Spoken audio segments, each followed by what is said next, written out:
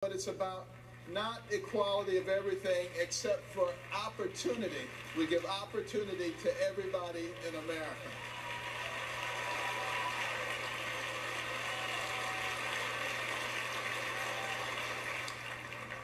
And the bottom line is, we the people, we are the ones who will be making the decisions. But in order to do that, we must become active. We must become informed. We cannot continue to allow ourselves to be influenced and molded by the political class and by the media.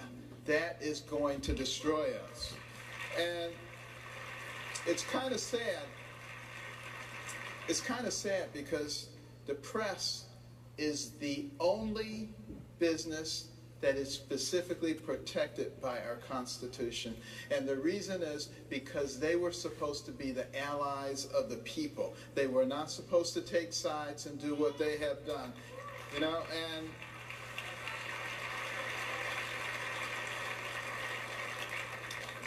I use this as an opportunity to appeal to the press, and particularly to the younger members of the press, not to allow yourselves to be captured by those who are attempting to impose an agenda upon America. Remember that you too are a part of us. And if the whole country goes over the cliff, you're going over with it. So join us in being fair to everybody and open once again in America.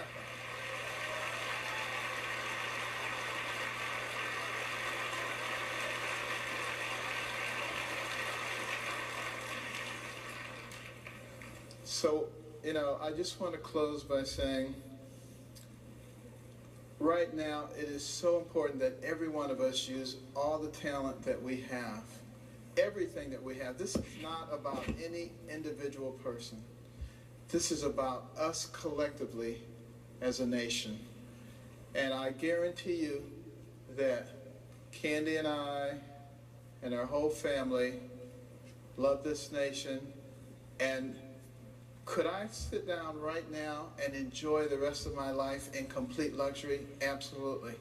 But I can't do that knowing that the next generation is in trouble, and we will do everything we can to preserve the greatness of America.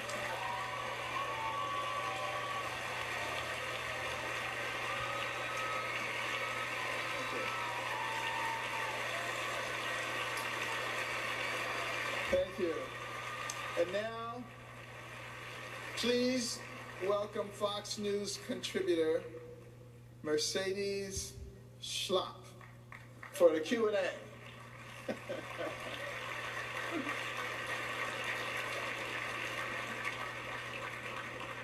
Hello, everyone. Dr. Carson. Hello.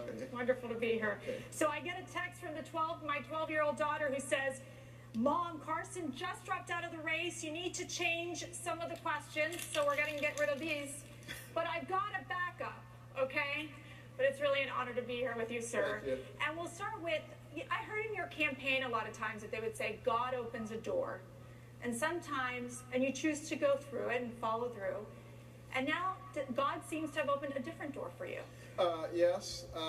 There was no question that he had to open the doors because, you know, being a person with no political ties whatsoever, no PACs, nothing, the pundits were probably right. They said there's no way you can run a national campaign for president. It can't happen. It's never happened, and it's not going to happen now. And I just said, Lord, you heard what they said.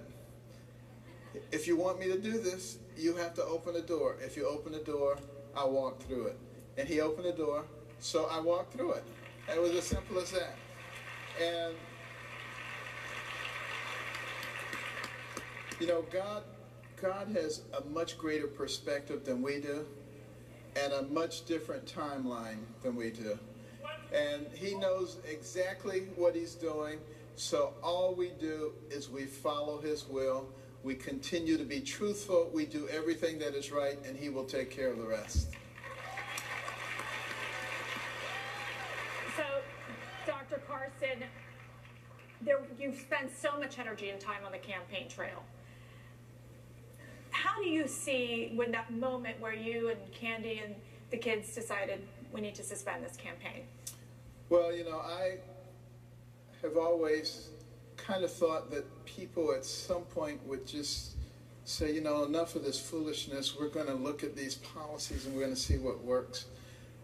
We haven't gotten there quite yet, but we're gradually moving in that direction. So, but you know, I did the math. I looked at the delegate counts. I looked at the states. I looked at the requirements, and I realized that it simply wasn't going to happen. And if that's the case, then I didn't want to interfere with the process. So,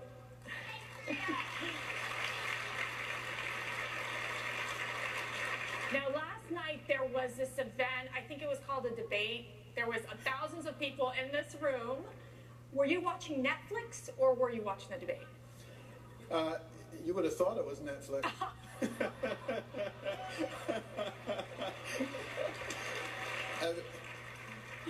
I mean, it's kind of funny, but it's very sad that we've reached that point